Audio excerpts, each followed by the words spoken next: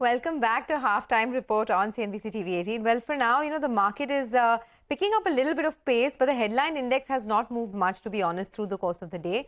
In the last 10-15 minutes, it's recovered from the lows of trade, so that's a good thing. The buying action is coming into a couple of names, so let's discuss that. Wipro is actually piling on the gains. There is a buyback announcement on Thursday along with the numbers, so the street is counting on that, up 2.5% right now. ICICI Bank is also up almost about 2%. A couple of these consumption names are picking up. So Tata Consumer Products is up almost 4% right now, followed by a couple of names like Titan, which are looking quite good. So these are some pockets that are looking good and making sure the market stays afloat above that 17,600 mark.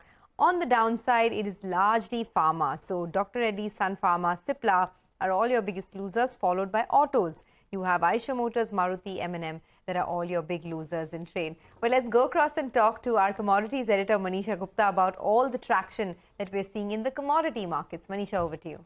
Thank you for that. Well, it isn't such a great day when you look at metal prices because we've seen most of them come under profit taking. Last week was not great either because we are looking at steel prices trading at a 4-month lows, iron ore at a 3-month lows, and that's pretty much across the board for the non-ferrous space as well, where we have started yet another day slightly flat into the negative as well. David Lennox of Fat Profits now joins us to take that conversation forward. David, hi, good to have you. I want to start with the ferrous metals first, where we are looking at the steel prices trading at a 4-month lows, and even as the Chinese steel demand from construction has seen a decline, production has increased for the month of March and for the first quarter of 2023, even as China has a plan in place to cut production for a third straight year. Oh, look, there's no doubt about it. There is some confusion floating around inside the steel industry in China just as to where that particular industry is going. We are expecting to see actually better production numbers as the year rolls out, as China continues to move well and truly away from its COVID-0 lockdowns. So we're not quite sure where those numbers are coming from. But one of the things we can be certain of, there are rumours that China is already suggesting that there's ample inventory of iron ore on the wharves, and that's what's certainly keeping the futures prices under pressure, and with that the underlying iron ore prices. That's an old trick they tend to roll out fairly regularly when they're uncomfortable with higher prices, and it would appear as though they're trying to do the same this time round. David, also when you look at aluminum, and we do understand that there are some production concerns coming in from Yunnan, where we are looking at a smelting shutdown, and that is the only reason that you have aluminum trading in the positive, while everything else is trading in the negative. What's your sense on aluminum fundamentals from here? Certainly we think that that's going to be an industry that will struggle. There still seems to be ample supply and ample pots that are still shut in that can be turned on if required. So we wouldn't be anxious at this point in time to be investing across the aluminium industry. So we're standing back from that particular industry, primarily because we do think there are better returns to be had in some of the other commodities, and those would be nickel and copper. So watch out. We're just keeping an eye on that particular sector, but at this point in time, we're not anxious to start moving in on any acquisitions. When you say you think there are better fundamentals in nickel and copper, copper essentially is trading at a 1-week lows right now. We've seen Chinese imports slightly lower for the month of March, but when it comes to inventories, I mean, that clearly is a supportive factor, and so is the fact that most of the smelters, mining companies also have said that they're looking at lower production this time around.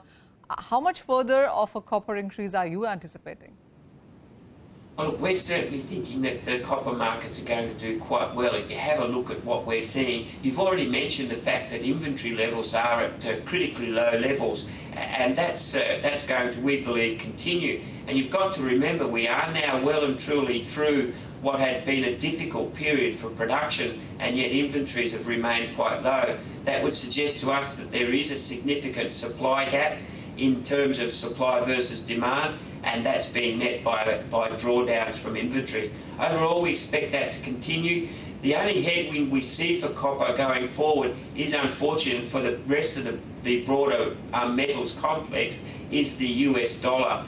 With those flash PMI numbers popping up into the positive, that would suggest to us that there may be a potential for further rate hikes in the US, and with that, unfortunately, higher US dollars. David, I'm assuming all eyes are on the first quarter GDP numbers coming in from US tomorrow, and then the next week, 2nd and 3rd of May, is all about the US Fed meeting. What are you anticipating from these two numbers? Look, certainly we're expecting to see a fall in GDP. We do believe that the US Fed's interest rates are doing that job. Those flash numbers will be somewhat of a standout, but they are for not the current quarter that will be reported. So overall, we expect to see those GDP numbers falling. If that's the case, then the PMI flash numbers will probably be forgotten fairly quickly, and markets will rely on the GDP numbers. If they are slower, the Fed's doing its job. That means we can probably see a lower US dollar because interest rate differentials are going to change in favour of peer currencies. So overall, markets will be watching very closely those GDP numbers. If they are down, then that's going to be good news for the US dollar to the downside and great news for commodity prices. Oh, well, absolutely looking forward to that. But David, a final question, and this one is on metals overall. So while you're divided, you have a couple of favorite metals there where you think there could be gains coming going forward. What's your sense on the overall sector? Because on one side there are lower inventories, then the markets are watching out for more Chinese demand, which is uneven at right now, and then it is about the interest rate hikes that the US and other central banks could be putting out as well. So what's the sense on the overall sector for this quarter now?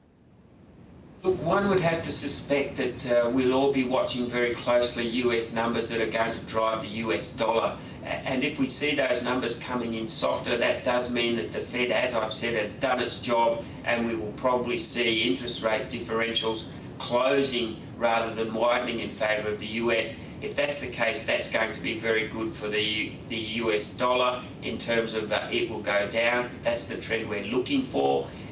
And very, very good for commodities. So look, we're at this stage backing the US dollar falling. Unfortunately, it's run against us for almost 12 months. It stayed stubbornly high.